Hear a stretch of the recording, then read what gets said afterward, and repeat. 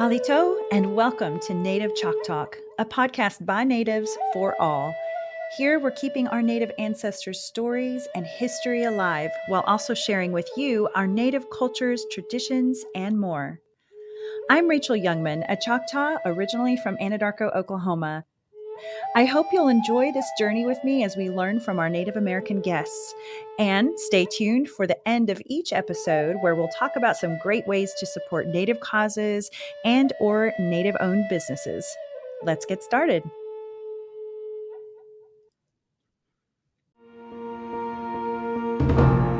I am more than a maker. I'm more than an outdoorsman. More than a protector. Than a graduate. Than a princess. An athlete. A pastor. I'm more than a warrior. Chata ilifinachili. Chata ilifinachili. I am Choctaw proud. I am Choctaw proud. I am Choctaw proud. We are the Choctaw Nation, and together we're more. I'm visiting today with Dodie Rogers, daughter of the famous cowboy and cowgirl singers and actors Roy Rogers and Dell Evans. We talked in part one of this episode about how Roy and Dell both found their soulmates in each other after some heartbreaking past marriages, and their love only grew over the years as their family was filled with more children. We left off, though, with Roy and Dell marrying and how they had had 4 kids from previous relationships, and now together they had their first child, Robin Elizabeth, who was born in 1950 and had Down syndrome. Dodie, tell us what happened to Robin Elizabeth. Well, after she was born, the doctors told her that it would be better to keep her in an institution, and Mom and Dad decided no, that the best place for her would be at home with them and to be part of the family, and just so that they could all enjoy the love that she had for them and they had for her. And she was a joy to them. She when she would smile and just baby things, maybe a little bit slower than most, but she was really their, a joy. Yeah. And then later, she started having medical issues, and she had developed mumps. She succumbed to her problems when she was only 2 years old. That's so sad. And there's pictures out there of Roy and Dell with Robin Elizabeth, and they're so sweet. And it just kind of breaks my heart knowing that they lost her at such a young age. And then your mom wrote a book about the situation and about Robin, right? Yes, she was grieving, and it was suggested to her that it might help to write her feelings down. And she felt the need to write her story, but decided to write it as if it was Robin herself. And that's how Angel Unaware came about. And she all the money that from the sales went to the mentally, at that time called them mentally retarded. So yeah, it's hard to use a lot of these terms now because I know, right? Things have changed. I mean, it was not Down syndrome so much as Mongolism. And wow. Yeah. So it's so many things have changed, and so it's hard to say the terms that they used to use back then. But, yeah, it is. And that was the term they used at the time. And Dale, as you mentioned in the last episode, was that the idea that she was not going to let Down syndrome make them look at little Robin Elizabeth any differently than any of the other kids. And I just admire them for that in a time when that was not the way to do things. So Dale's heart must have been crushed. And I think that's why the story of Roy and Dale needs to be told. It certainly wasn't all rainbows and butterflies, even though it may have looked that way. They faced many tribulations and heartache, but their faith in Christ was strong, and they drew on that faith many times over with all that came their way. God had a plan to help heal Dale's broken heart as best as one can be mended when the death of a child is involved. However, I want to pause and talk about each of the children of this loving family one by one. Now, listeners, there are 9 kids. Are you have you buckled your seatbelts yet? Oh boy. There's a lot of them. But the more I started reading about each one of y'all, I just was like, they need their stories told. They aren't just the children of Roy and Dale. They each had their own story. And I just love your family. They're a wonderful family. Oh, thank So, you. all right, here we go, Dodie.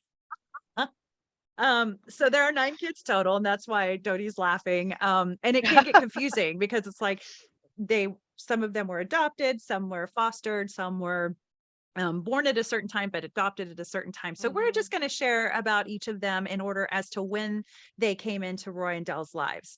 So we talked about Thomas Frederick Fox Jr., born in 1927, who was Dale's son from her first marriage, and he would have been 20 when the Rogers got married. So tell us about Tom as an adult. What did he do for his career? Oh, he was a minister of music. Nice. He went into music strongly, and he was really very good. And I want to do him justice because a lot of times, so many stories about mom and dad mention all of us kids, but not so much him. I noticed that. And because he was not living under the same roof as all of Yeah, us. he was older, right, than Yeah, many well, of he's y'all. actually 24 years older than me. Okay. So that's quite a age gap there. And Absolutely. but Yeah. he was around a lot, and his first daughter is actually older than me. My niece is older than me, Oh, so okay. Yeah. yeah, And that makes and sense because like Dale had him at 14 or 15. So right. yeah. And then I So he was was the youngest, so yeah, right. it's Yeah. And but and he go ahead. I know I was just gonna say we saw a lot of them though. They would come by a That's lot, or we'd good. go visit. So yeah. That was a question I had. Did he consider himself part of the family of children too? Was he around a lot and all that? So it sounds like he was. Pretty much, yes. Yeah, he Yes. came around a lot, He even though he didn't didn't live there. he didn't have the same dynamic as we all did under the roof because you have all the squabbling and all the older ones and the younger ones spying on him and wanting to follow them around and bothering the older ones. So he didn't really have a lot of that, but yeah, he was a very strong presence there because he was so, like I said, it's a good person. I mean, it was just Yeah. kind of uncanny.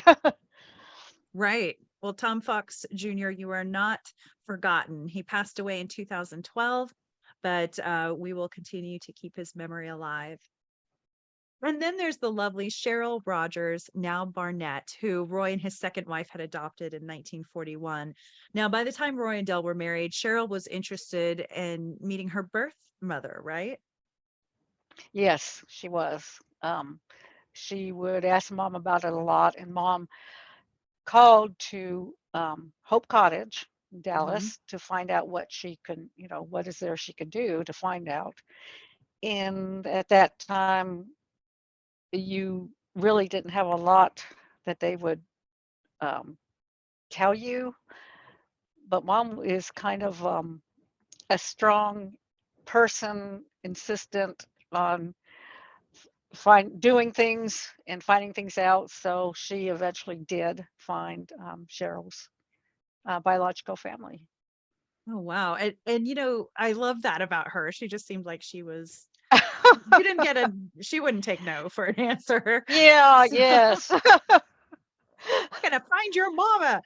So something interesting happened while they were at Hope Cottage. They saw you, Dodie, right? Yes, yes. At that time, Robin was still alive, Mhm. and they were looking at the babies, and mom saw me and said that, she hopes that I go to a good home. Aw. Yeah, and we'll talk about more about that in a bit. So mystery continues up until then. Um, so did Cheryl find her? So it sounds like they did find her birth mother, and how did Yes, that go?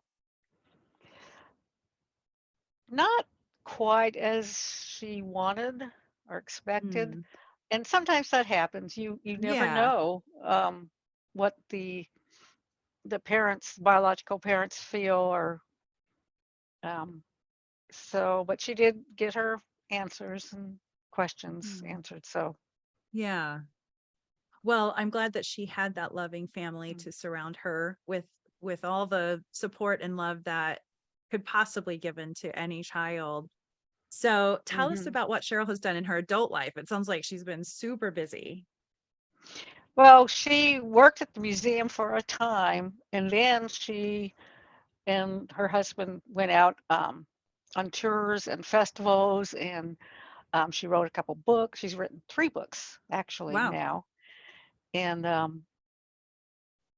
she um, has been doing that a lot. Now she's cutting back.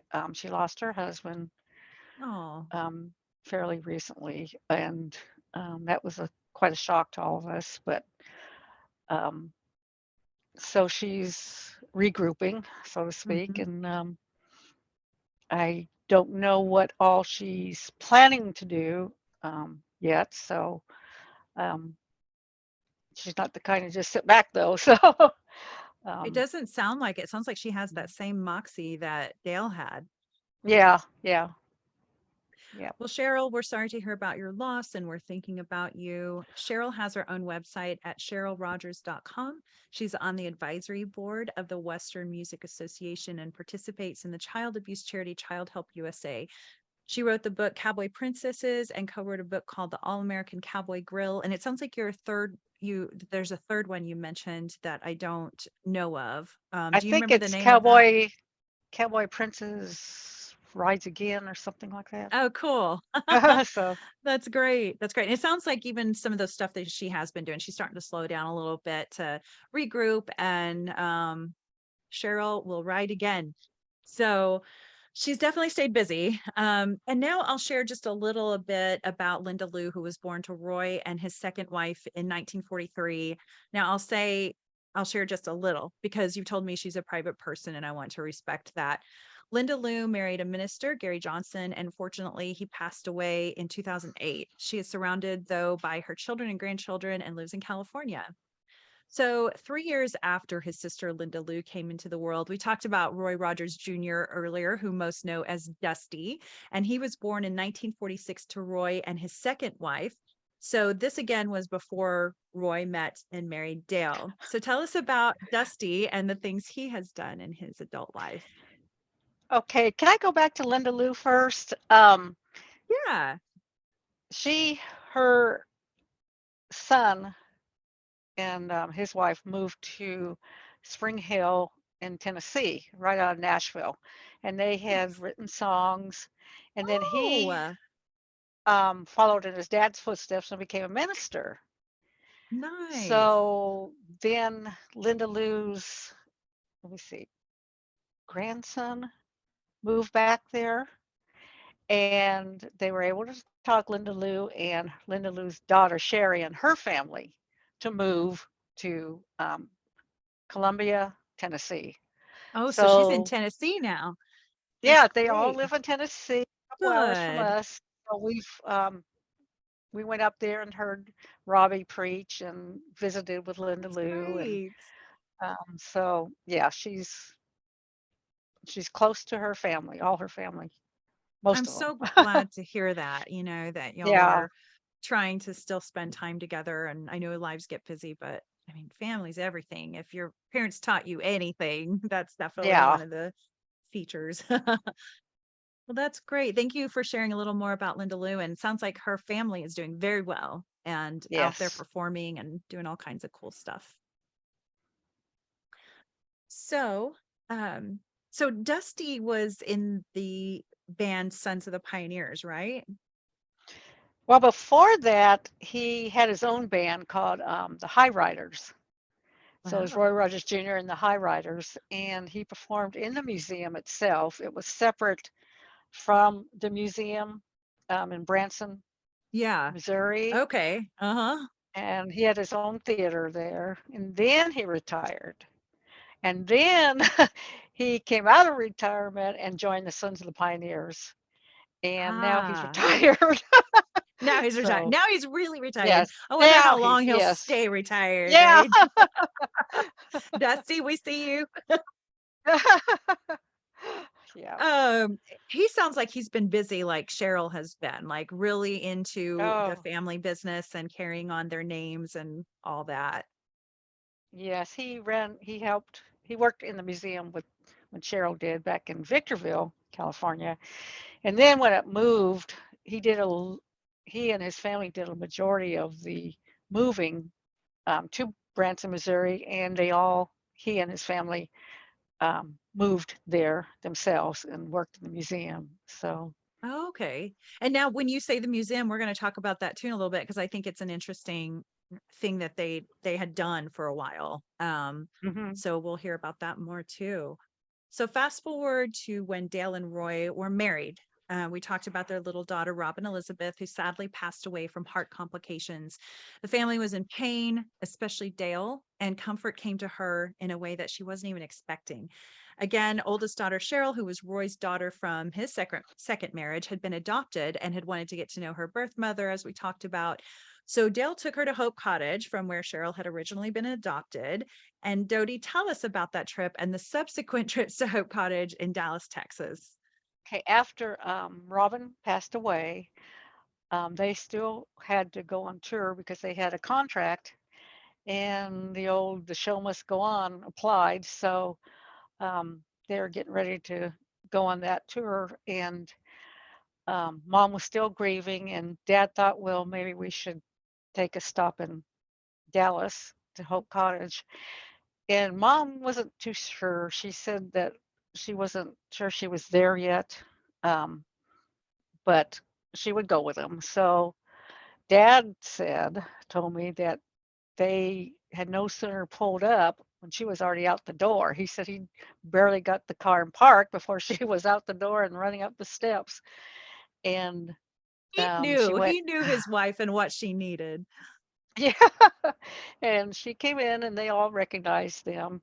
The employees saw her, and so they were happy to see them. And she went straight to where she had seen me last, and she asked if I was still there, that Indian baby. And I said yes. And as soon as she saw me, she picked me up, and that was a no-no. There are rules, you don't handle the babies. Right. And they were trying to be um, nice about it, and Baby not. down. This was yeah, this was Dale Evans, and at that time she was Right. kind of a big deal, and they didn't want to get on to her, but they said, Mrs. Rogers, I'm sorry, but you can't pick up the baby. And she said, oh, and she hugged me. And she said, but Oh. she needs me and I need her. And they said, well, How do you say no to she's, that? yeah. She said, well, she's spoken for. And also there's a lot of, things surrounding, you have to be of Indian blood. And Mom said, well, Dad was. Mhm. And they said, well, you live out of state, and the United Way that funds them preferred that the adoptive parents live in the area, at least in Texas. Okay. So, Yeah. so she said, well, we'll have to call a meeting and see what we can do. And Mom and Dad had to go on. So they went on. And when I visited the Hope Cottage as an adult, they told me that it was a story that everybody knows that is handed down, but they had to Wow. call an emergency meeting and see what they could do. What can be done? You're spoken for. They don't live in Yeah, the state. I mean, yeah, obviously your dad was Choctaw, so that was probably the one thing going right. for them. hmm Wow. So they went on to Kentucky. Do you want me to continue? Or Yeah, go was ahead, because there this story is so interesting.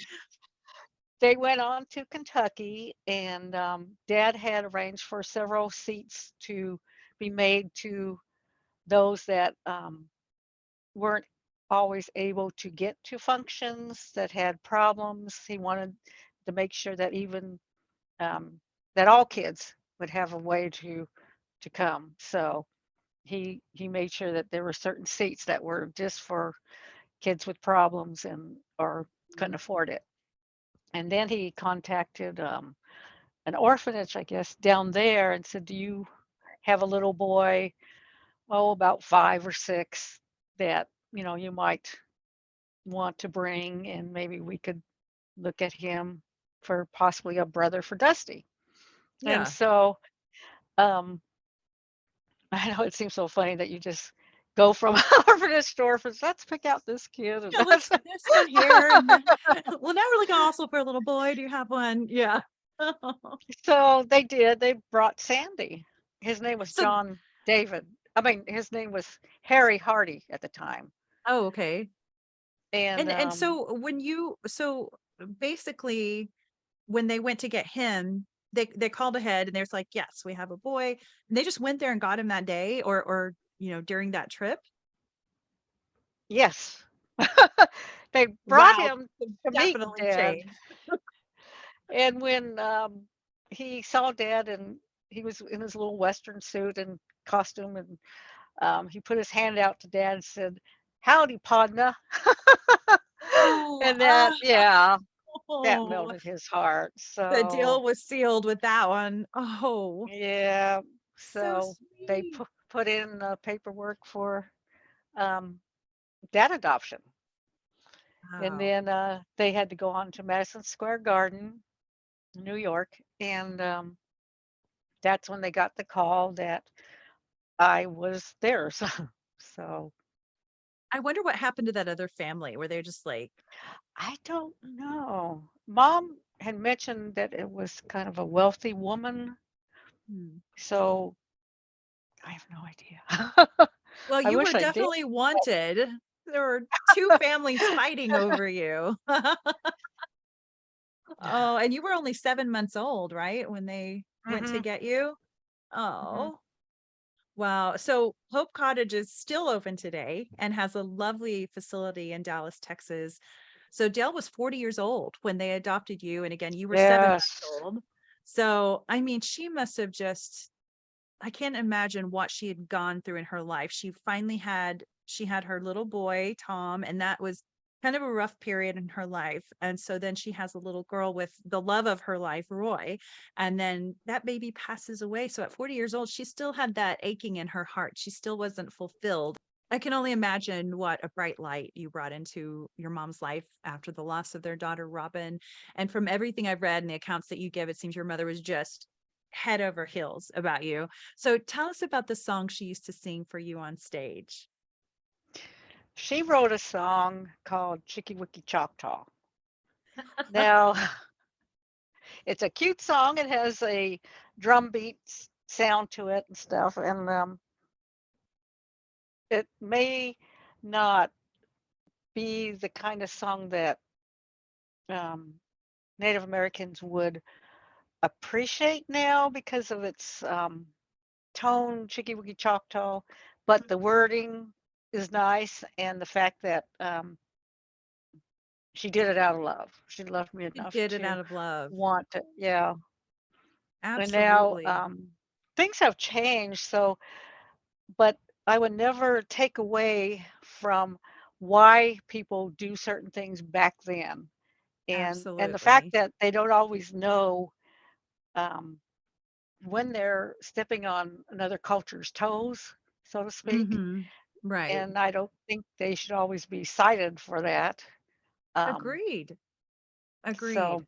anyhow, Yeah, because I realized, like you said, this song was written in another time and could be taken the wrong way today if you don't know that full story of Dell's meaning behind it. She absolutely adored you. I mean, there's story after story of her just you were everything to her. But I see it as a sweet little song your mama wrote for her little baby girl. Yeah. And I'm going to go ahead and play a little excerpt from that. I Oh, won't play the whole thing, but again, this is Chicky Wicky Choctaw, written by Del Evans for Dodie, for you oh listeners. wow.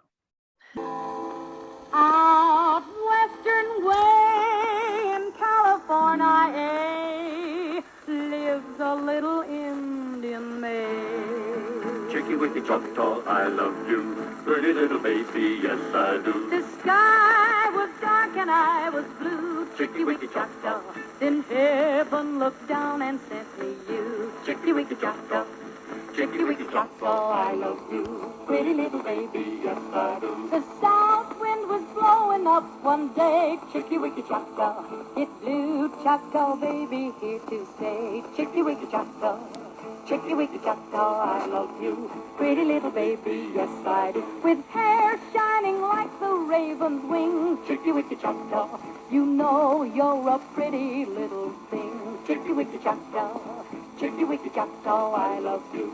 Pretty little baby, yes I do.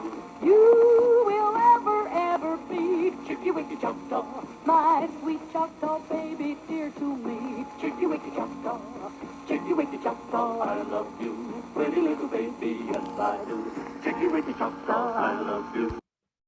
It really is a sweet little song. And I hope that people will hear the meaning behind it and the love behind it more than anything. So when you were 15, it seems your mama was thinking about your Native American heritage. How so? Well, she knew that Cheryl, how much she wanted to know her biological family, and assumed that I did too. Hmm. But my feelings were a little bit different. I felt that I was not wanted, Hmm. and that I really didn't want to know who gave me up, because if they didn't want me, then what point was there? But mom always Right. told me that it wasn't like that, that it was more of it was a hard decision, and that she did the best out of love. So I Right. tried to look at it that way, but so she went on assuming that I would want to know them someday, and I'm so glad she did. But so Aw. she went and found them, my biological grandmother and mother, and arranged for me to meet them. And when she told me, I was like, oh, You did what? Mom. okay. Well, all right then. So it Right. was strange. I mean, it was different. And my mom told me that she wanted, and she had another reason, because she was getting up in age, and that if anything ever happened to her, she wanted me to still have a mother. Oh, And this is so yeah, unselfish. This is so Dale yeah, Rogers. She was just yeah, like the fact that she wanted you and Cheryl to know your birth parents. A lot of people wouldn't want to do that. They'd be like I nervous that they were know. gonna like Yeah, fall in love with their birth parents. Wow. yeah, that's always been hard to understand. I mean, to me, the more love a child can get, the better. And that you will Absolutely. nobody could ever take your place as parents and raising a child. Yeah. You're their parents. And so I agree. I I agree. met them.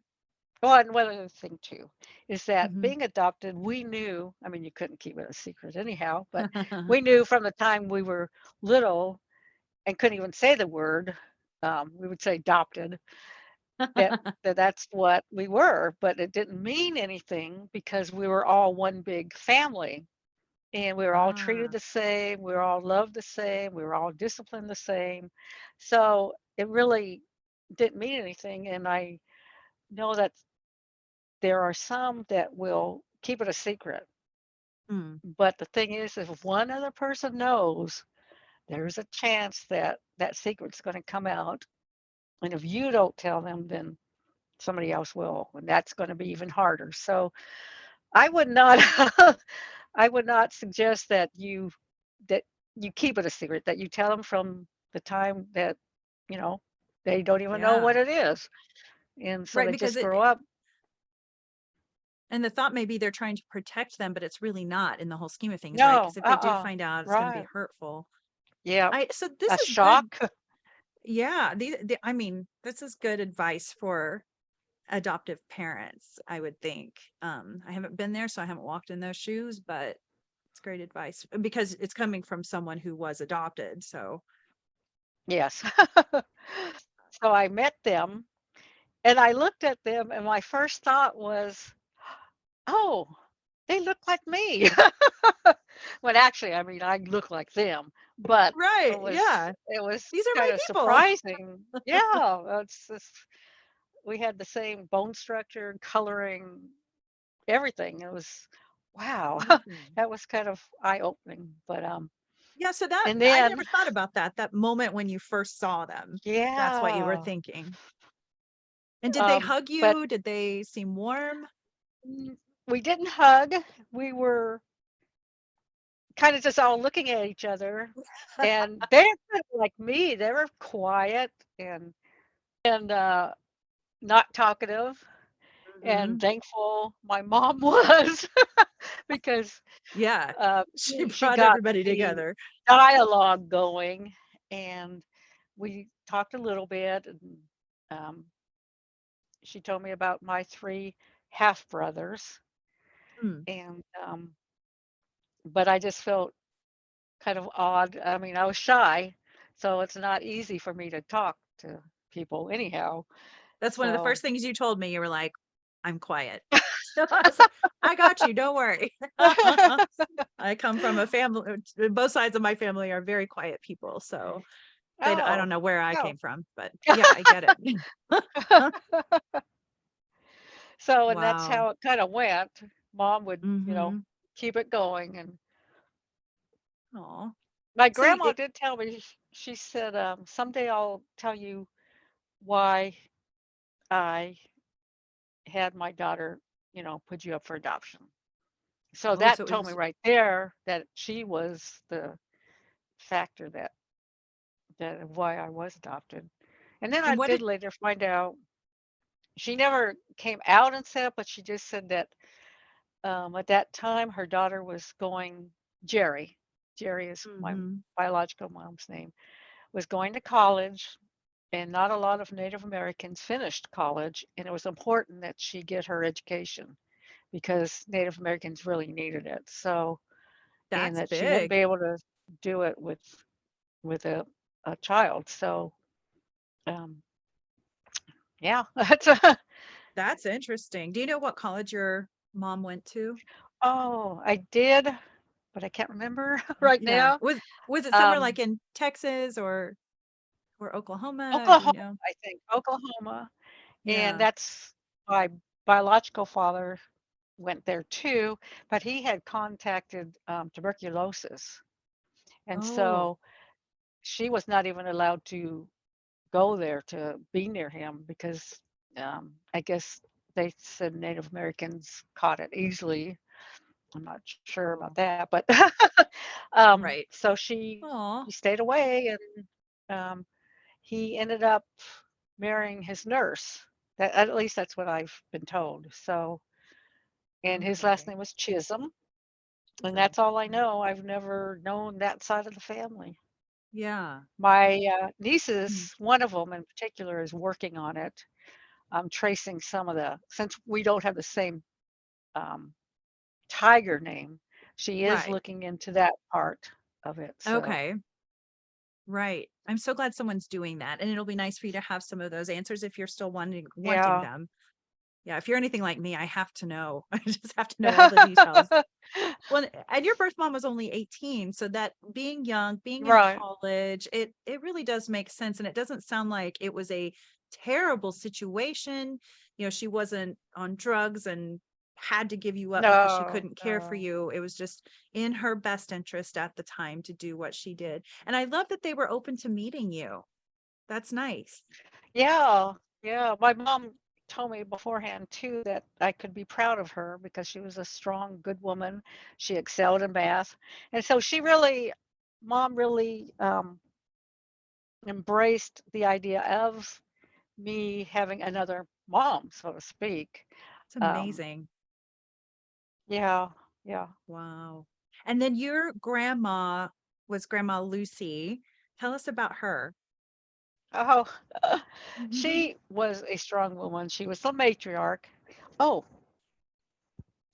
I have a picture of her. I don't know what Oh, you can let's see see. it. Look at her. Oh my gosh. She definitely is a Choctaw woman. Yeah. She's lovely. I'm so glad you have Yeah, that photo. I have Oh, some of that's them. so neat. My nieces are sending more pictures to me, but This yeah, gets me she and all like goosebumpy and teary. That's so cool. I love that you have that and shared that with us. I need yeah, to have that picture too so I can share it on social for okay. everyone to see. Um, but she and mom got along great. Lucy didn't talk a lot. She would answer questions, but it was more of a don't give her a yes or no question because that's exactly what you're going to get. It's like, yes, and then that's They it. were quiet. Yeah, so she didn't have small talk, but Yeah. There's no small talk going on there. so she and mom, they got along great. In fact, they were close in age. Oh, Um, that's so neat. and the sad part about this is that my Jerry, my biological mom, ended up passing away at a fairly young age. I think she was, oh man, close to 60, something like Oh, that. yeah. Oh, my. And so that was, and my grandmother at the funeral, my mom took me, and my grandmother Lucy sang a Choctaw hymn in Choctaw. So Beautiful. yeah, it was. And Hmm. so I'm sorry she was gone too soon, sounds like. yeah, yeah.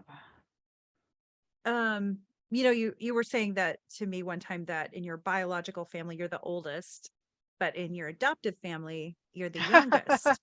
I So I think you've know. got the It best of was both worlds, right? yeah. Tell Yeah. me about your youngest brother. Um, well, I had three half brothers, and at one of Okay. my weddings, I've been married more than once.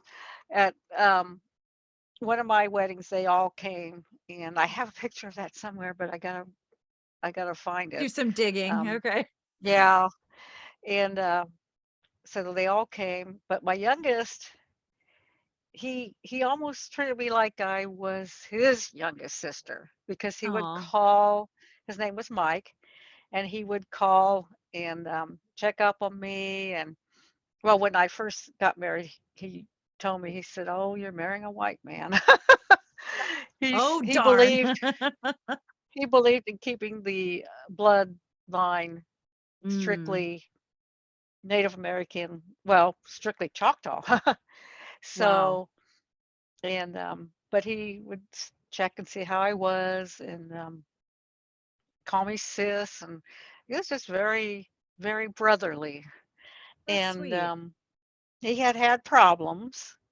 He had been married a few times, but he had drug problems, and had gone to jail and had gotten out. And he had told me that I was lucky that I was raised with the Rogers family. He said because he experienced a lot of prejudice Mm, and problems, and so he said that I was lucky I wasn't involved in where he how he was raised or where he was yeah. raised.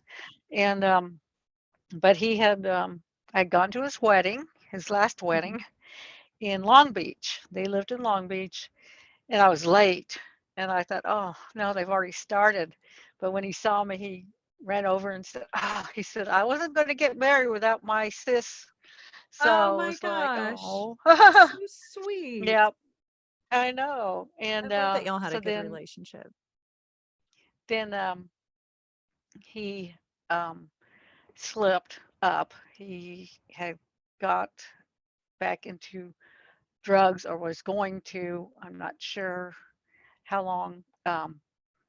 And he was shot down in Long Beach, the projects down there. Oh my gosh. And yeah, and then he was killed. And I Oh, went to his funeral with my daughter. I took my daughter at that time, and yeah, that was really, really hard. I don't like to cry publicly.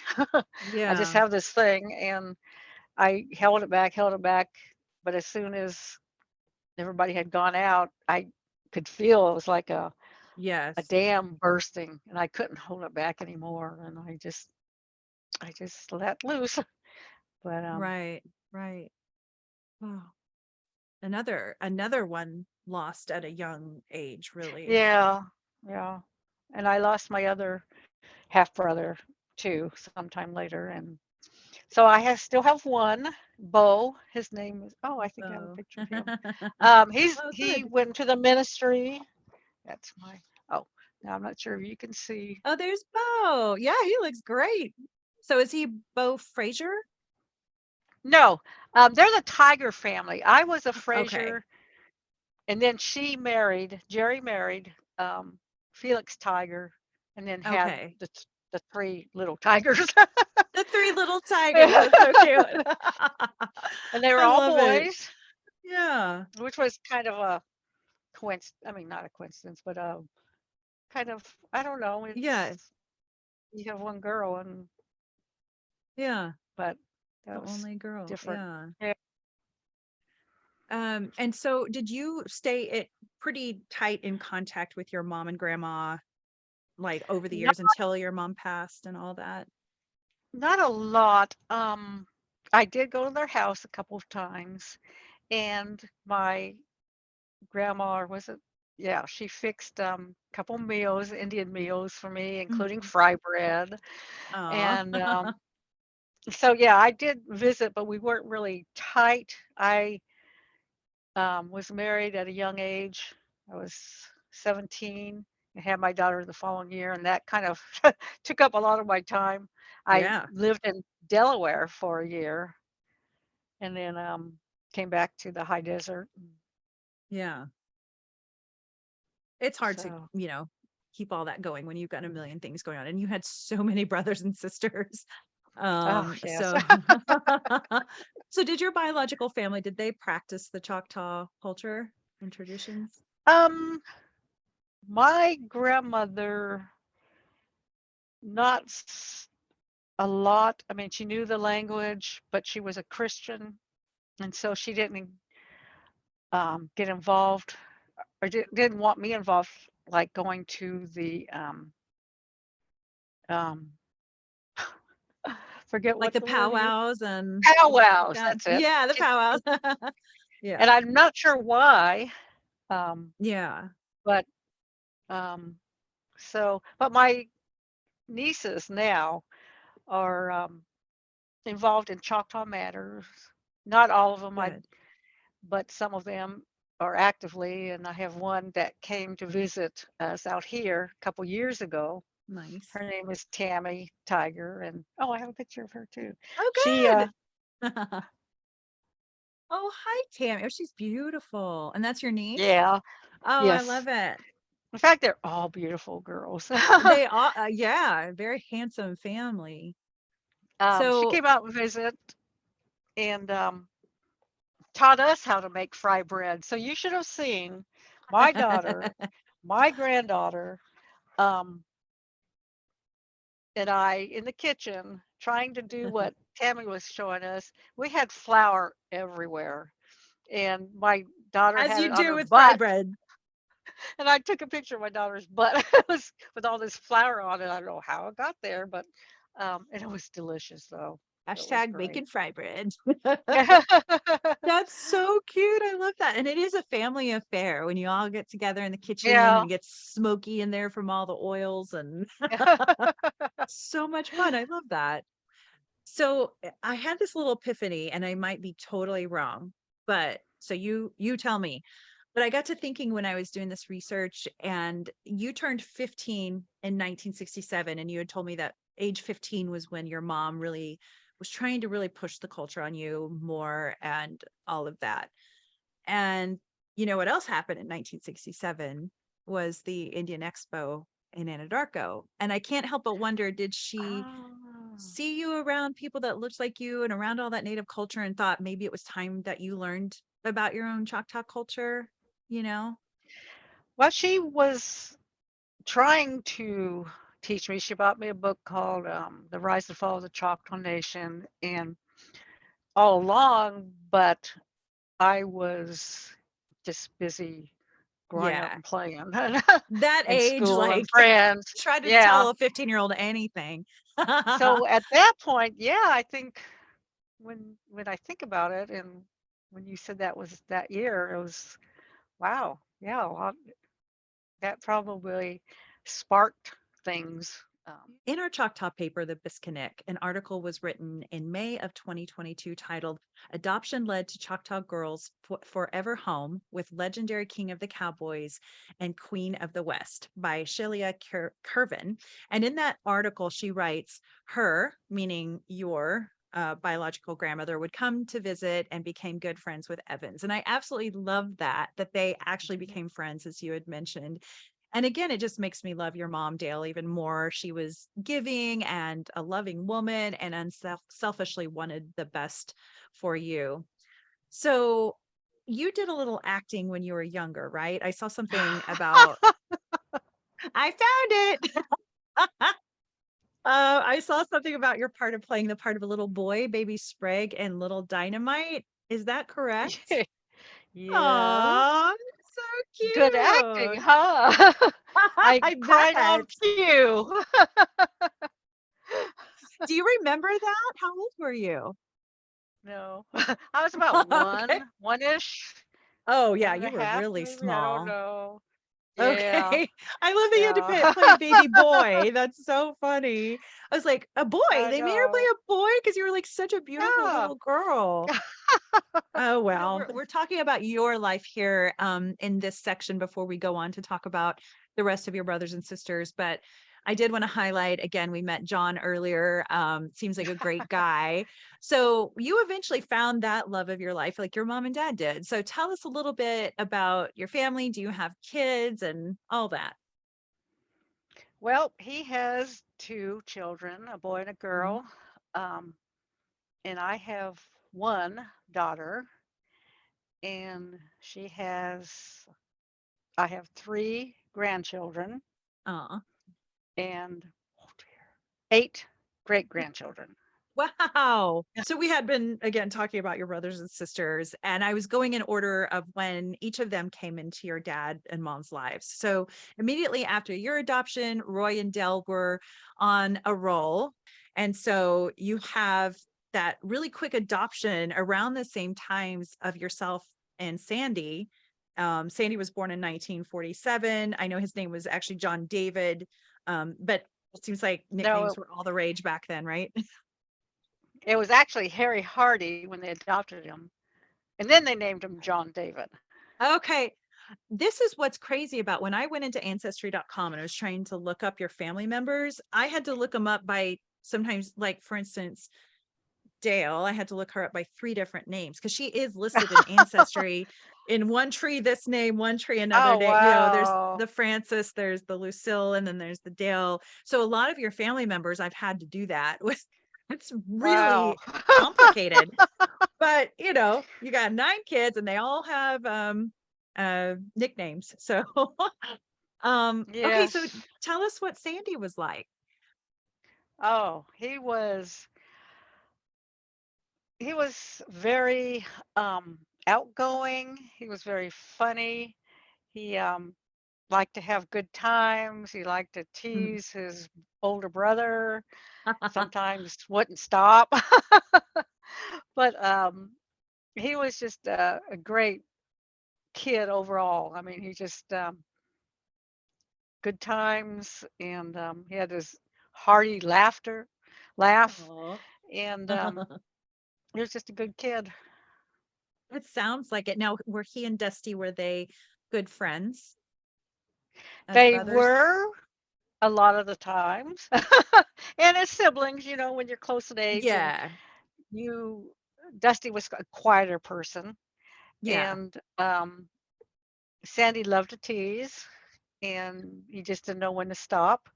And sometimes Dusty wouldn't appreciate it.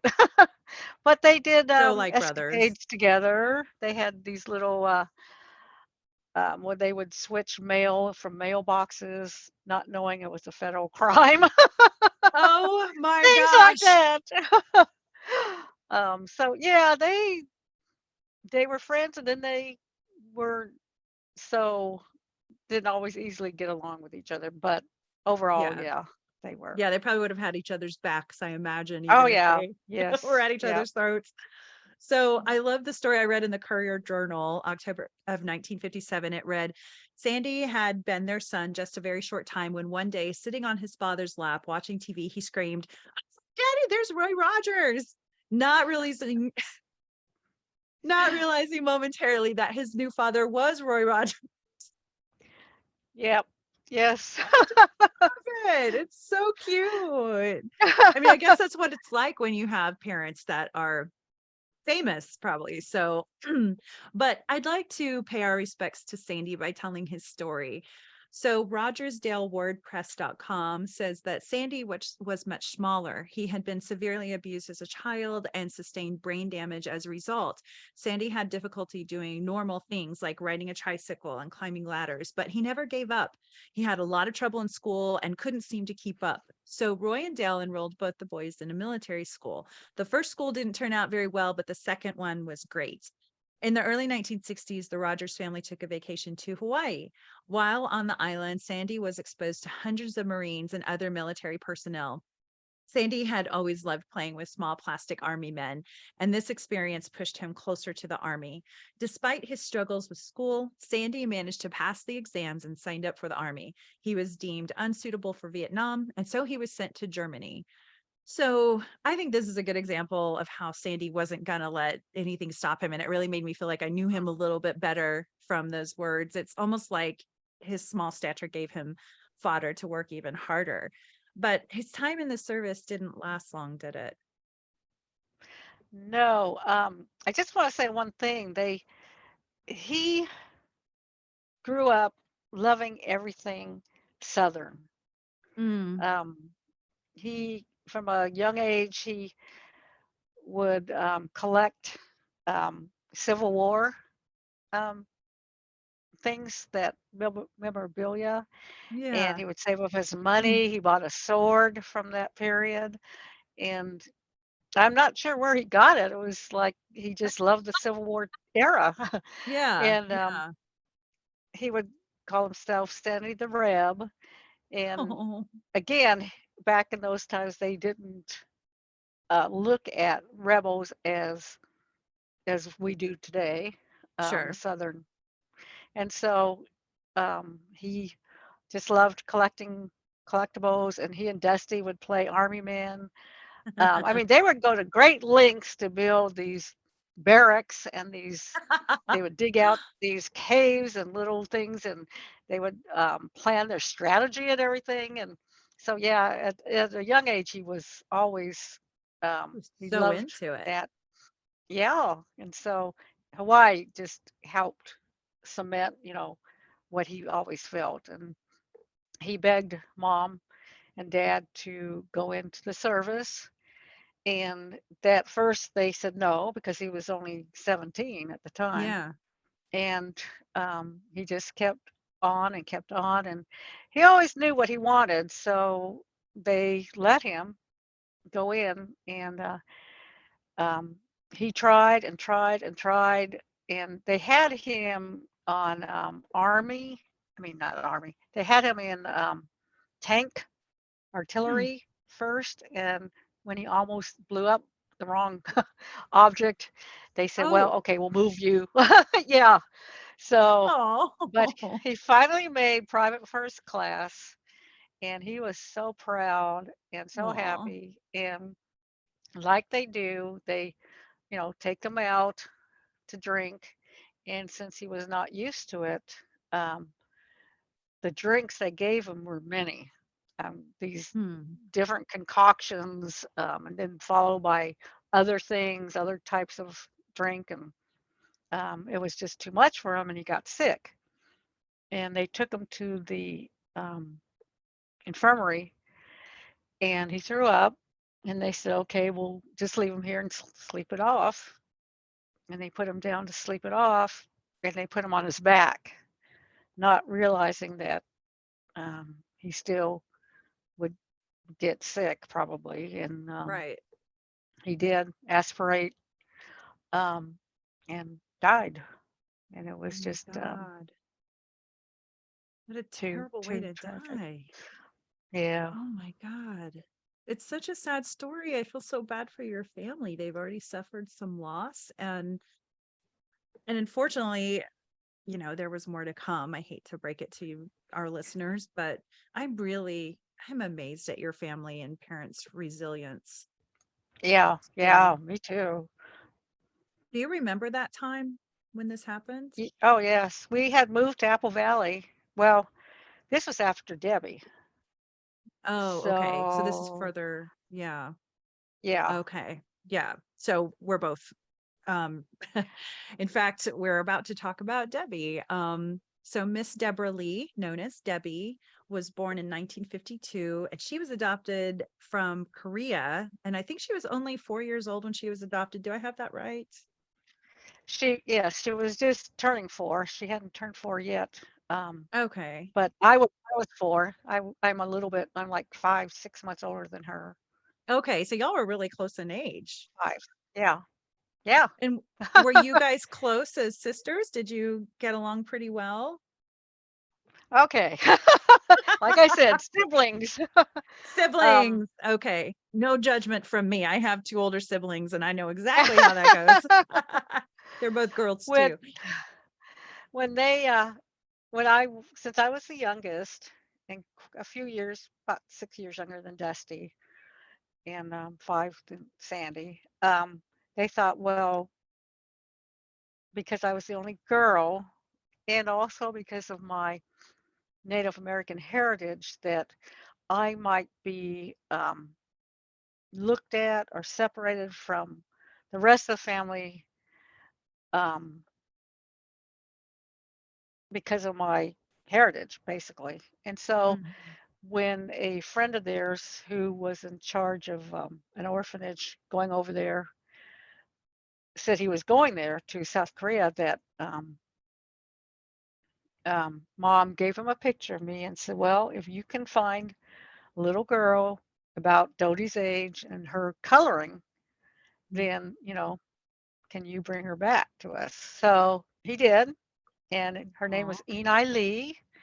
Aw. And her father was Puerto Rican from one of the Hmm. servicemen that had been over there. And the mother had passed away, was Korean. So um, they brought her back and adopted her. She was about 5 months younger than me and couldn't speak English.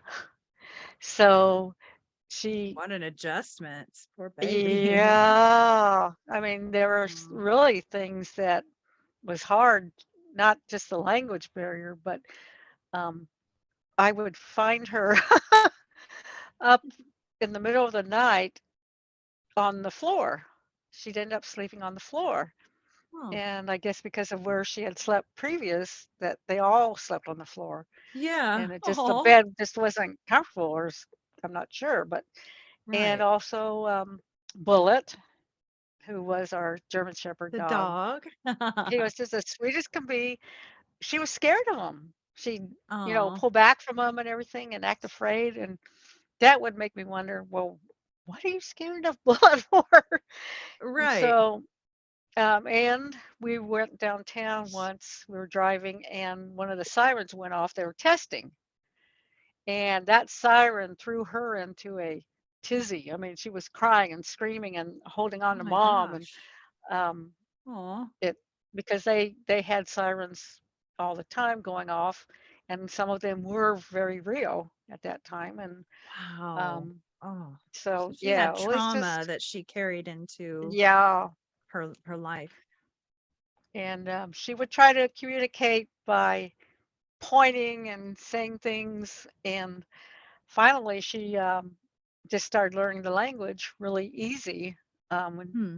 I guess when they say children do pick up language Yeah. easier, the fact that she was around it all the time. And so, yeah, she learned English. So, but as far as she was smaller than me, Mhm. and I was the older sister. Well, then she started to get taller than me, and she was very, Ah, very outgoing. She was like Sandy.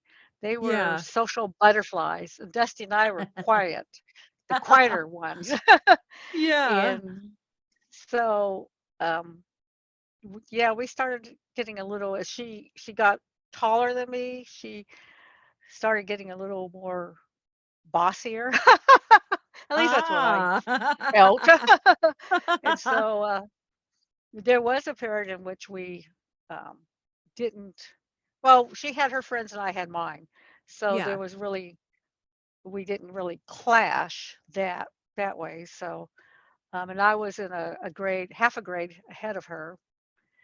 And so there were times when we would argue and get upset at each other, and then we'd be okay. And then Mm, again, um, sisters. but the last year before she passed, we became very close. And I'm not sure what happened, but we Mhm. started, we had a pool and we would swim and make up um, stories. We would pretend we were Aw. mermaids and all that stuff. And we got close and it was really nice. And I'm glad we did. I'm glad you did too. Yeah. The Pittsburgh Press in 1957 quoted Dale saying, "Tom, we have prayed much about this addition to our family, and we believe it is according to the will of God. As in the case of Dodie, we have already named our little Korean blossom Deborah before she even gets here. Her bed is ready right next to Dodie's, and the children have for some time now spoken of Debbie as if she is already installed in our family. She is truly a war orphan. Her mother died from the ravages of disease, and her father was lost in the war.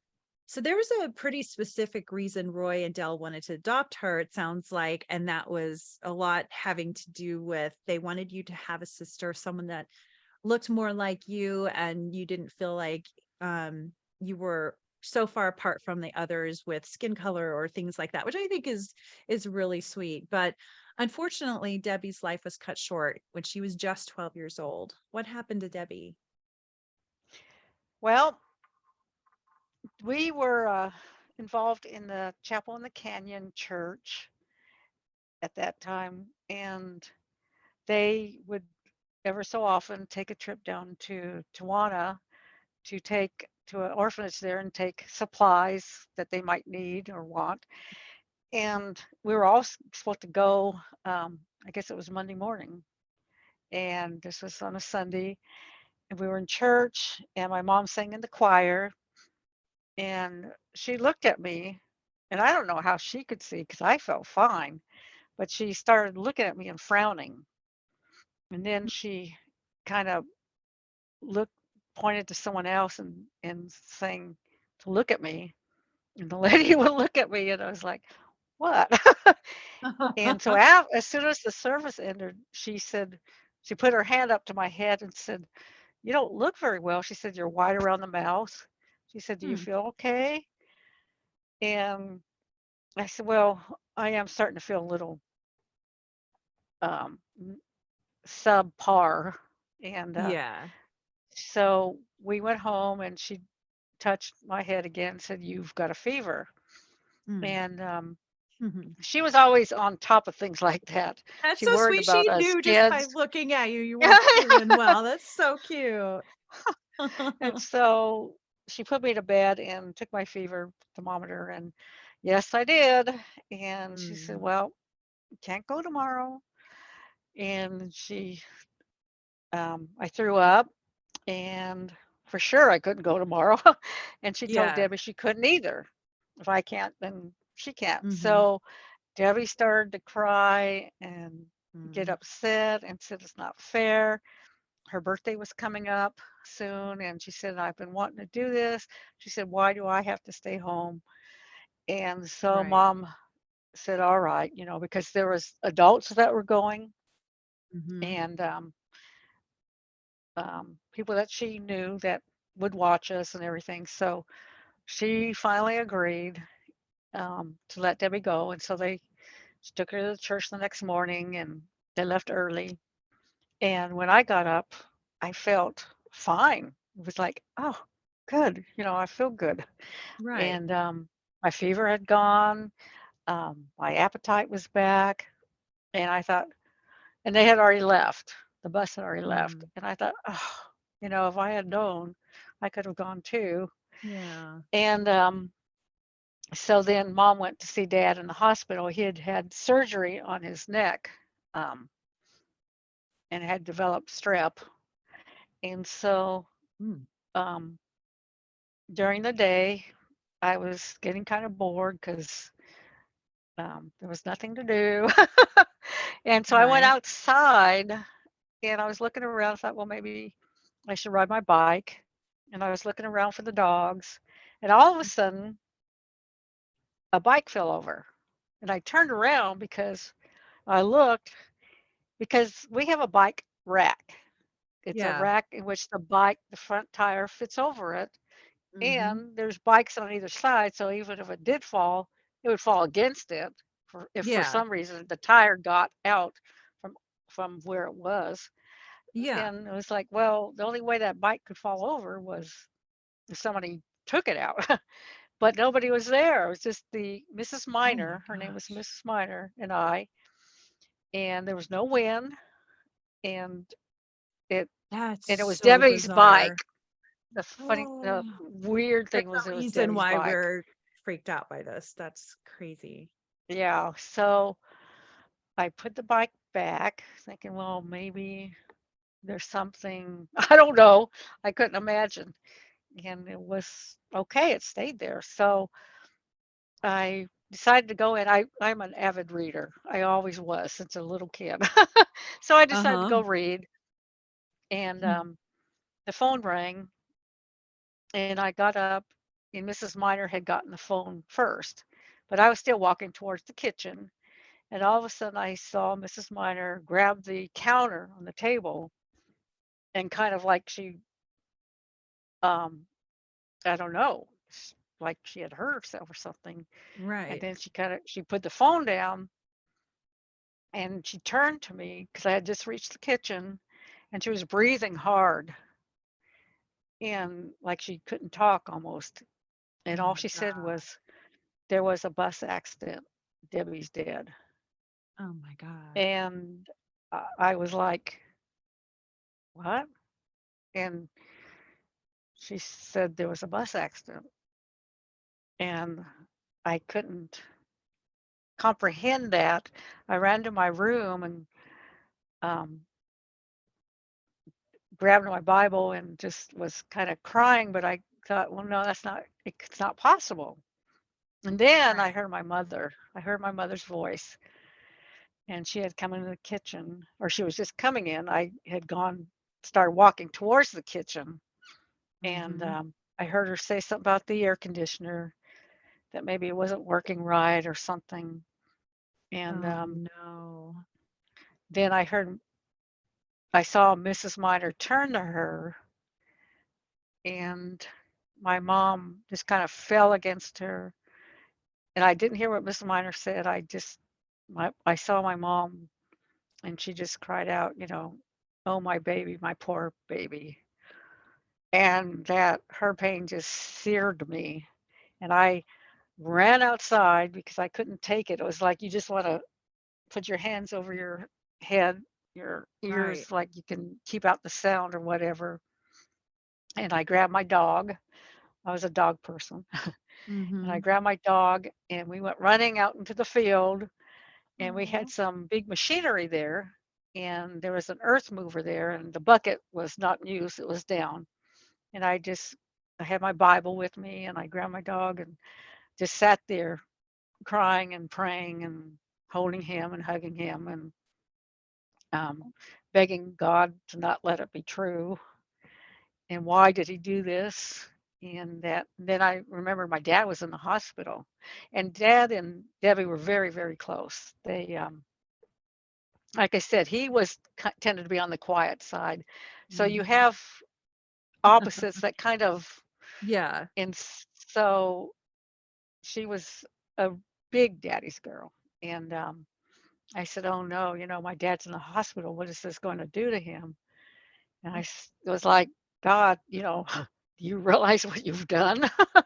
You've, Yeah, your dad's in the hospital. Your mom has yeah. already lost a child when at 2 years And old, and so then it's like, and so oh, I stayed there for the longest time. I don't even know how long.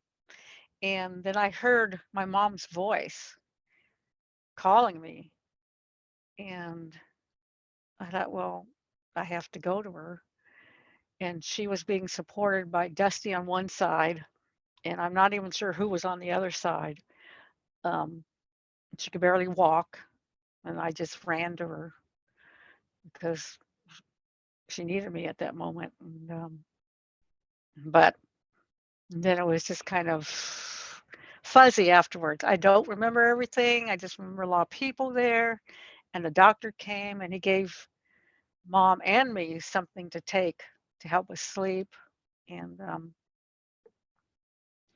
yeah, that was difficult.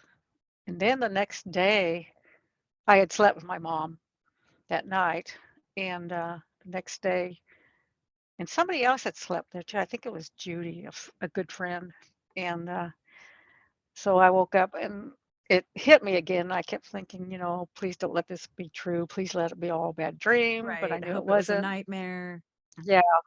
So when I came out of her room, everybody was talking, and they were talking about that something strange had happened in the night. We have a dog. Mom has her favorite dog was Bowser, who was half coyote and half chow. And he had a Oh wow. curled tail, and a black tongue, and beautiful dog, so sweet. And Yeah. they were saying that in the middle of the night, they heard somebody crying. They heard somebody sobbing. So Mrs. Miner had come out to see who it was, and Mom had actually heard it. So they went out, and it was Bowser, her dog, sitting in the chair that Debbie usually sits in, and he was just sobbing. I mean, they said it wasn't like crying, like it was a human sob, like My you cried God. so hard that you can't even catch your breath, and then you're and then start crying again. It was like, Oh oh my wow, God. yeah. So It's like the it's, dog sensed this was happening. And then the I bike guess, situation, that's just so yeah, bizarre. yeah, yeah. It Oh is. my It's gosh, your poor family. And Mrs. Meyer, I feel bad for her. She minor. had to give the new minor, she had to give Yeah, the news to your yeah, mom. Oh God. It sounds like she was very much a part of your family too. yeah, yeah. She was. I can't imagine that kind of grief. I just to lose a child. I know. Unbelievable. And you were almost on that bus. Yeah, You almost yeah. That's went. strange too. And then she almost didn't go, which is, I'm sure that went through your mom's head 1,000 times, which it shouldn't have, but Yeah, it's I not her know. fault. Right. But Oh, wow. So that was in August of 1964. And the papers wrote that the bus's front line tire had blown out and crashed head on into 3 cars, then jumped the guardrail, and it killed 8 people and injured 56 people. So the whole story is obviously so sad. She had been on a mission with other kids to take food and clothes to an orphanage in Mexico. I mean, what a good little girl. And I just can't imagine how heartbreaking that must have been. So I bet yeah, you and your family miss her so much. It's sad that I can't say, oh, what was her life like as an adult? Like it was just, she was so young, like 12 years old, hmm, right? yes, Wow. And so now that puts that to perspective too, that you said that Sandy died after this happened as well. the next year. The next year, how much can one family take? My Yeah, goodness. yeah. I don't know. It's Wow. just, Your poor mama. I mean, all of you, your poor mom and dad and yeah, siblings and all that. All right. Well, thank you for sharing about Debbie. And it's always nice when we can keep their memories alive. And then the final child to come into the Rogers family was Marion, who went by Mimi, and she was born in 1940, but she was fostered, not adopted, correct? right. Oh, I have a picture of her too. Oh, When she good. was over in Scotland, So that was that what she looked like when they got her? when they When adopted they her. Uh-huh. That's and amazing. the man that That's was a beautiful responsible for photo. Aw, I love helping that. to And look at her in her, facilitate. she's I definitely dressed as know. a Scottish child. Yeah. So cute. So, a BBC News article in 2019 stated that Marion Fleming was born in Edinburgh, Scotland, where she was discovered by Roy and Dale in a children's home.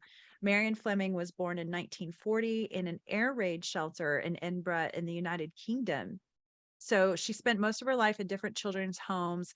And when Dale and Roy were performing at the children's home she lived in, they saw her and were determined to get to know her better. She stepped forward to sing a song for the couple, and they were so impressed they wanted to bring her home with them. She was invited back to their home in California for the holidays and didn't go back to Scotland until she had her own children. Mimi married her husband Dan when she was just 17 years old. He entered the Marine Corps and they welcomed 3 children together before he passed away when they were still young.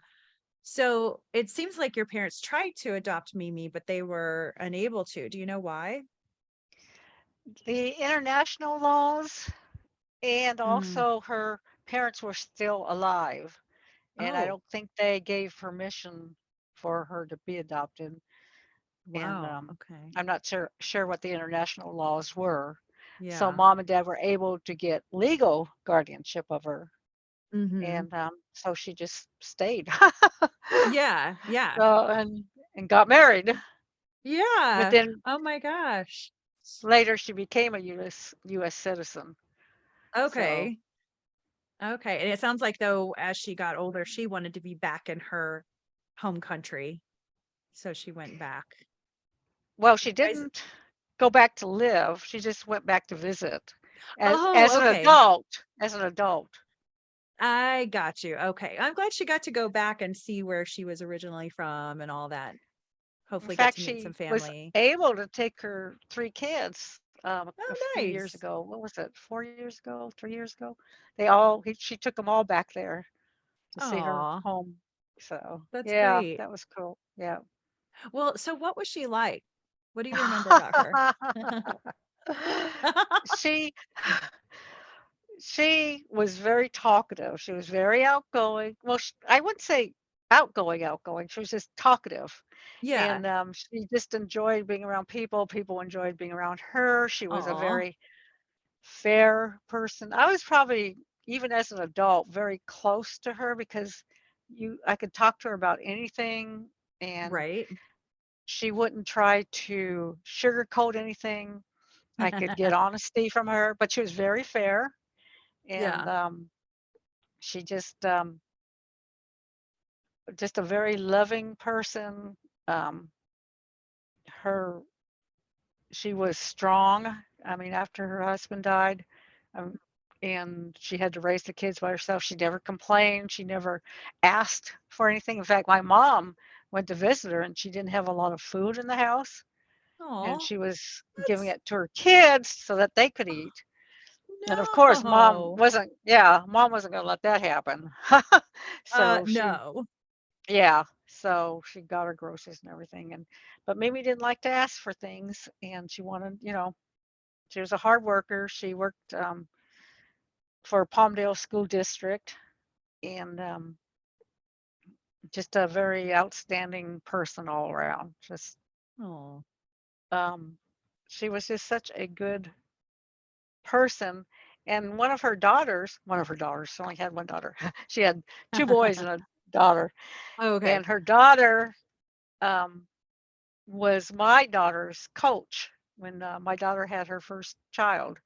No In fact, way. her That's so her neat. daughter, she was an Elvian, I think, at the time, but she caught the erratic, um, I don't know, heartbeat, or the Hmm. signs that show that there's a problem, and they ended up having to do a hysterectomy, a um,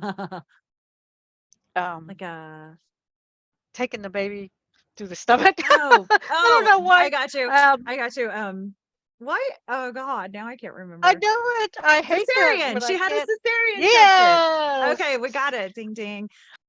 So Yeah. Lori, her daughter, had caught that, and so we're That's very grateful amazing. to her. Yeah, yeah. Aw, So that's all in the family. Yeah, yeah. That's a really neat story. And unfortunately she passed away recently, right?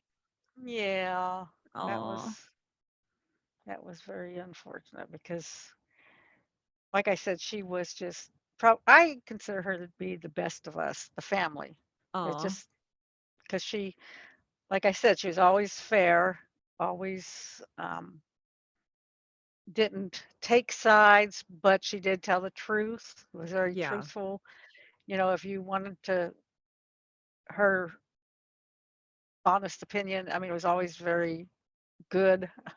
And but don't expect her to sugarcoat it for you.